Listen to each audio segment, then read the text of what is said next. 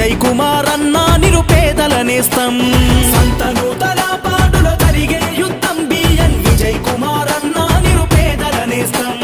పదవులున్న లేకున్నా ప్రజల పక్షం బిఎన్ విజయ్ కుమార్ అన్న పసుపు జెండతో సిద్ధం. పదవులున్న లేకున్నా ప్రజల పక్షం బిఎన్ విజయ్ కుమార్ అన్న పసుపు జెండతో సిద్ధం.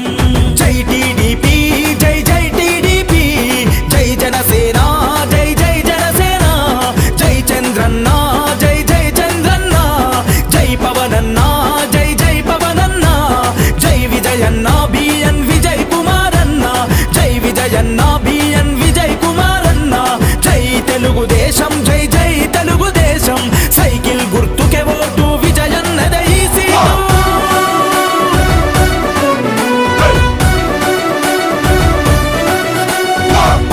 ప్రగతిని గోరిన ఈ జననాయకుడు, పరిపాలన విలువలు తెలిసిన సేవకుడు, ప్రజాసేవ కొరకు తన జీవితము అంకితం, రేపటి తరాల భవిత విజయన్నతో సాధ్యం.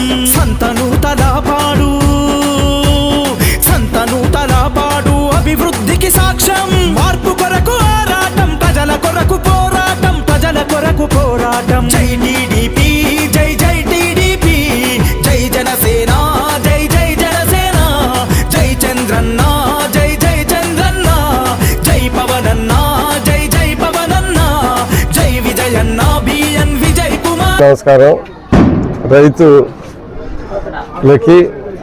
ఎన్డీఏ కూటమి ప్రభుత్వం, తెలుగుదేశం పార్టీ, జనసేన, బీజేపీ ప్రభుత్వాలు రైతులకి ఎంతో ప్రాధాన్యత ఇచ్చి ఈరోజు రైతుల సమస్యలు ఎన్నో తీరుస్తూ ఉన్నది.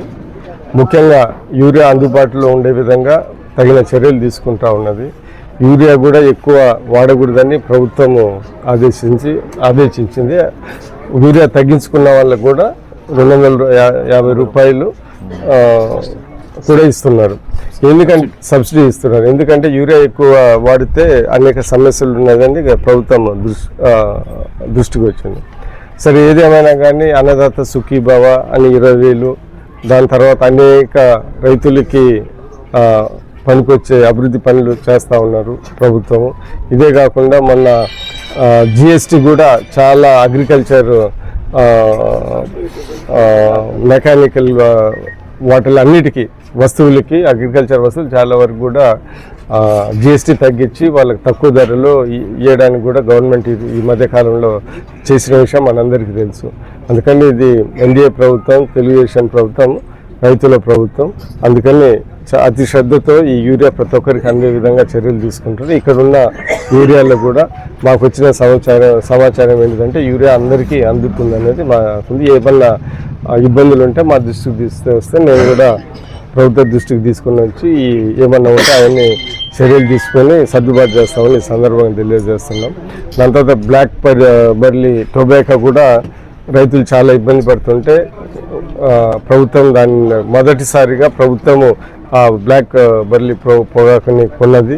ఇంకా కొన్ని స్టాక్ ఉన్నాయి. అవి కూడా మేము అసెంబ్లీలో మంత్రివర్యుల దృష్టికి తీసుకున్నాం. అతి త్వరలో కూడా అది కూడా కొంటారని మాకు హామీ ఇచ్చారు. మనం అందరం గుర్తుపెట్టుకోవాల్సింది ఏంటంటే ఎన్డీఏ ప్రభుత్వం రైతుల ప్రభుత్వం. అన్ని రైతులకి అభివృద్ధి చేసే పనులు, మంచి చేసే పనులు, సంక్షేమ కార్యాలు చేసే పనులు ఎక్కడ వెనకాడదని ఇంకొకసారి గుర్తు చేస్తాం.